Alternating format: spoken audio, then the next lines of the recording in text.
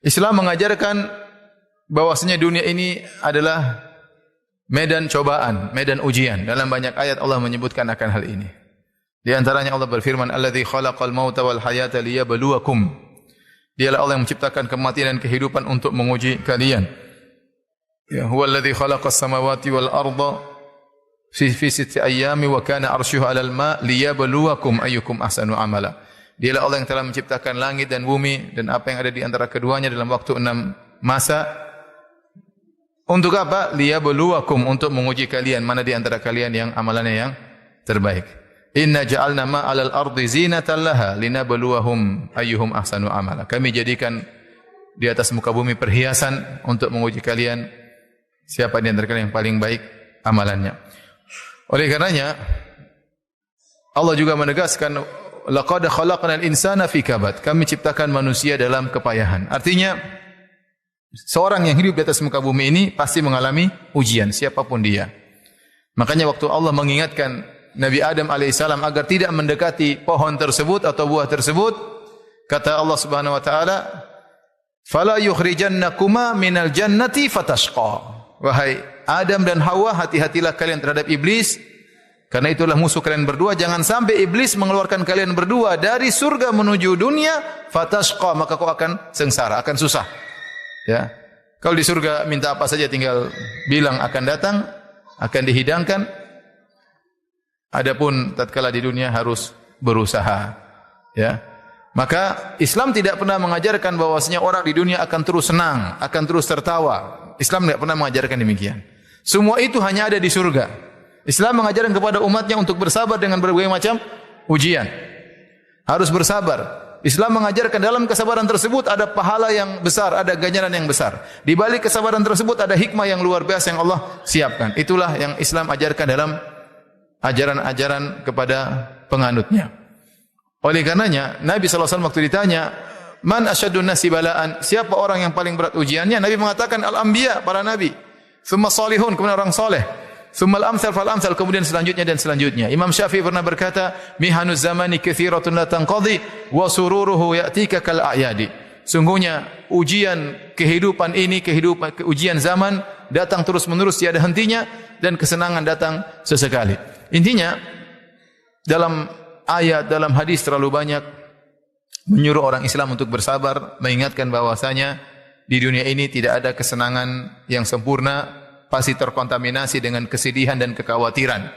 Ya, kesempurnaan hanya ada di surga. Udkhulul jannata la khaufun 'alaikum wa la antum tahzanun. Masuklah kalian dalam surga tanpa ada kesedihan, tanpa ada kekhawatiran. Adapun di dunia, siapapun dia kalau mau hidup, maka dia pasti akan diuji. Siapapun dia, mau raja, mau rakyat jelata, mau menteri, mau pejabat, mau siapa saja, mau ustadz, mau enggak ustadz, mau jagoan, pendekar, semuanya pasti apa? Diuji. Siapa yang tidak pernah menangis? Apakah ada presiden tidak pernah menangis? Ya? Apakah ada raja tidak pernah menangis? Ya? Apakah ada raja tidak pernah diomelin istrinya? Semua orang diuji.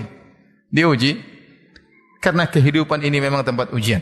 Oleh karenanya kita dapati seharusnya orang Islam adalah orang yang paling sabar menjalani ujian di dunia ini. Berbeda dengan sebagian agama-agama yang lain, ya. Ya. Tatkala mereka salah dalam hal ini, ya. Banyak di antara mereka yang tidak kuat menghadapi ujian dan akhirnya mengakhiri ujian tersebut dengan bunuh diri. Makanya kalau kita lihat daftar kematian bunuh diri di dunia ini, ya sangat banyak ya. 1 tahun paling tidak 800.000 sampai 1 juta orang yang bunuh diri di dunia ini setiap tahun. Yang berhasil bunuh diri. Yang mencoba bunuh diri dan gagal lebih banyak daripada itu ya. Yang minum baygon enggak jadi mati, yang gantung diri enggak jadi mati ya. Yang robek tangan yang enggak jadi mati banyak ya. Mau bunuh diri sudah ketahuan. Mau lompat ternyata patah tulang tidak jadi mati banyak ya. Itu lebih banyak lagi daripada yang berhasil bunuh diri. Dan kebanyakan daftar orang bunuh diri tersebut bukan di negara Islam, negara-negara kafir. Negara-negara yang mungkin tidak percaya sama Tuhan seperti Rusia dan yang lainnya, atau negara-negara yang meyakini reinkarnasi, akan adanya kehidupan selanjutnya. Dia tidak kuat menghadapi ujian hidup sekarang, saya bunuh diri aja supaya saya hidup dalam kehidupan apa? Selanjutnya. Demikian juga di sebagian negara seperti di Jepang. Justru bunuh diri terkadang suatu kebanggaan. Bukanlah orang-orang samurai melakukan harakiri. Tatkala dia merasa melakukan kesalahan sebagai bentuk pertanggungjawaban, maka dia bunuh dirinya dengan menikamkan perutnya kemudian merobekkan ususnya. Ya. Oleh karenanya banyak bunuh diri di Jepang. Banyak ya. Orang tua yang merasa dirinya tidak bermanfaat lagi, hidupnya tidak dianggap oleh anak-anaknya, bunuh diri. Anak muda yang stres, tidak bisa merasa gagal dalam kehidupannya, bunuh diri. Subhanallah, mudah sekali bunuh diri. Artis Korea saya dengar kemarin juga bunuh diri ya. Sudah bikin goyang orang banyak, dia sendiri bunuh diri. Siapa namanya? Jangan pura-pura tidak tahu. Kalau saya tidak tahu memang. Saya dengar-dengar juga, Masya Allah, bunuh diri. Ya. Islam subhanallah tidak mengajarkan demikian. Islam orang lihat di mana-mana umat Islam disiksa, diintimidasi. Enggak bunuh diri, sabar. Islam mengajarkan kesabaran. Islam mengajarkan ketabahan. Akhlak yang mulia, sabar dalam berbagai macam ujian. Dan negara-negara lain sedikit-sedikit bunuh diri. Sedikit-sedikit bunuh diri. Kenapa? Karena keyakinannya terhadap akhirat salah, ya, atau tidak meyakini adanya hari akhirat, atau meyakini reinkarnasi sudah tinggal mati, tinggal hidup lagi gampang ya. Nanti hidup lagi tahu-tahu jadi monyet, tahu-tahu jadi kambing, jadi kecoa, jadi kutu busuk kan kasihan. Jadi subhanallah, Islam adalah agama yang terindah ya. Antum tidak dapati dalam ajaran-ajaran yang benar-benar menyuruh sabar seperti apa? Islam, tentang pahalanya, tentang bersabar kalau anak meninggal dunia, bersabar kalau tidak bisa melihat lagi. Banyak luar biasa hadis-hadis dalam Islam. Makanya Islam adalah agama terindah dalam masalah ini. Ya, bukan menjanjikan kepada penganutnya suatu yang mustahil. Kalau kamu masuk Islam, kau tidak akan sedih. Tidak ada dalam Islam demikian.